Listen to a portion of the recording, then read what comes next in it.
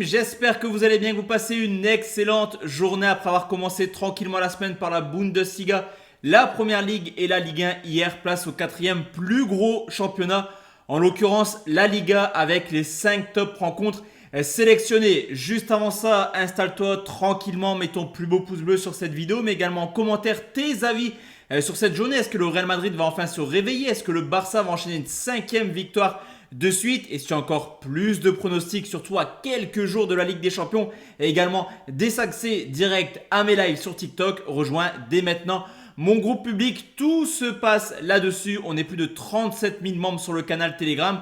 Le lien est tout simplement en commentaire épinglé dessus. Il y a des paris sportifs, il y a de l'actualité de mon site internet Parieur Foot. Mais comme je te l'ai dit, également des invitations à des lives, tout ça gratuitement. Donc fonce directement sur mon canal Telegram. On commence tout de suite cette vidéo par Séville qui reçoit Retafe, une équipe de Séville qui vient début de saison plutôt catastrophique avec 2 matchs nuls pour déjà 2 défaites. Alors c'est un petit peu la continuité, on va dire, de l'année dernière qui avait terminé 14e l'an passé en Liga. Ça fait quand même 1 an et demi que Séville n'est que l'ombre de lui-même actuellement. À côté de ça, l'adversaire du jour c'est Retafe, une équipe extrêmement accrocheuse d'ailleurs qui reste sur 3 matchs nuls de suite cette année en Liga, mais qui est également en grande méforme en termes de victoire, car l'année dernière également, pour terminer leur saison, ils avaient enchaîné quelques contre-performances, ce qui fait que ça fait quand même 8 rencontres que Retafe ne s'est pas imposé en Liga. En match amical, c'était pareil, une victoire en 6 matchs. Et historiquement, c'est un peu compliqué également pour Retafe de venir s'imposer à Séville avec seulement 2 petites victoires sur les 10 derniers déplacements. Donc pour moi, Séville n'est pas une valeur sûre du championnat, c'est une certitude. À côté de ça, ils sont capables de ne pas perdre. Donc on va prendre un match nul remboursé si Séville, c'est coté à 1,66.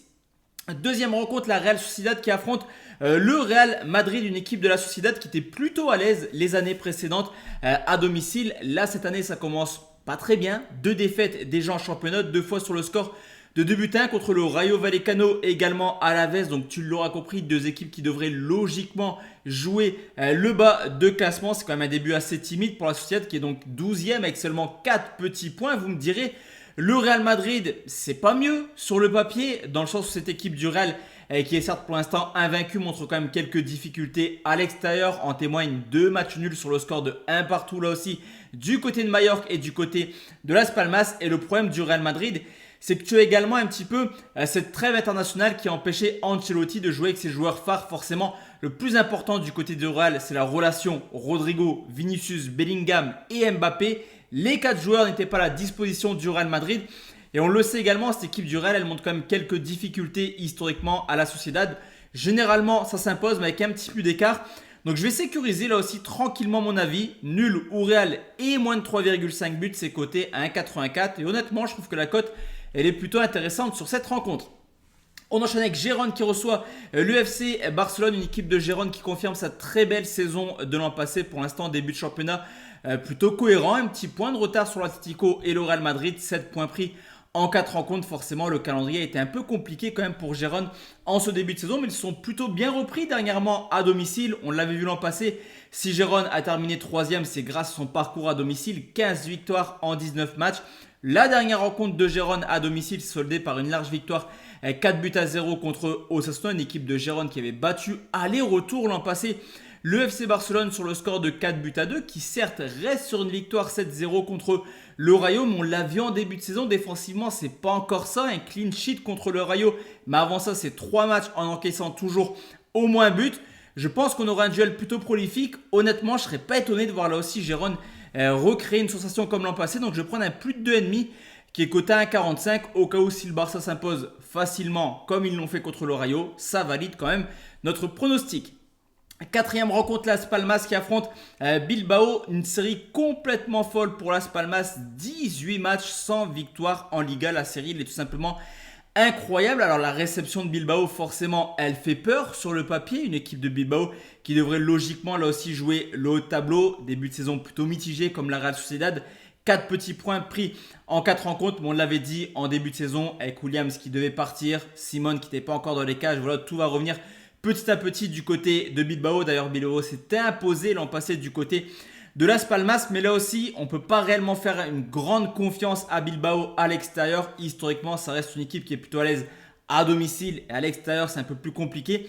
Donc là aussi, on va sécuriser notre avis. Je ne vois pas forcément Las Palmas s'imposer. Ce serait quand même une grosse surprise. Ça mettrait fin à une série de 18 matchs sans victoire, comme je te l'ai dit. Donc on va prendre un match nul, rembourser. Si Bilbao, c'est coté à 1,69. Et enfin, la dernière rencontre, c'est l'Atlético Madrid qui reçoit Valence. Un début de saison plutôt cohérent pour les Colchoneros. Là aussi, 8 points pris en 4 matchs comme le Real Madrid. C'est plutôt cohérent en termes de points. Forcément, dans le jeu, on attend un peu plus. C'est comme les Madrilènes pour l'Atlético. C'est vraiment le changement d'effectif qui a eu lieu cet été qui va devoir prendre petit à petit l'arrivée d'Alvarez, de Sorloth, petit à petit offensivement. Ça va prendre et je pense que ce sera un peu plus cohérent d'ailleurs que le Real Madrid.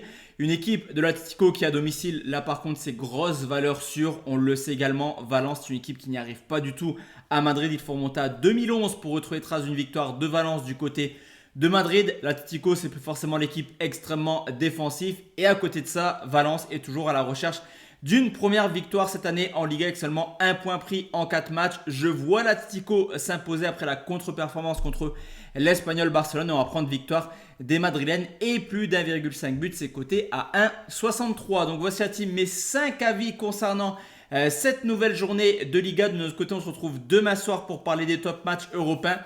Et surtout les gars, dès samedi et dimanche pour enchaîner avec la Ligue des Champions. J'ai vraiment hâte avec cette nouvelle formule de championnat. Très bonne soirée à tous et à toutes. Ciao ciao à la team.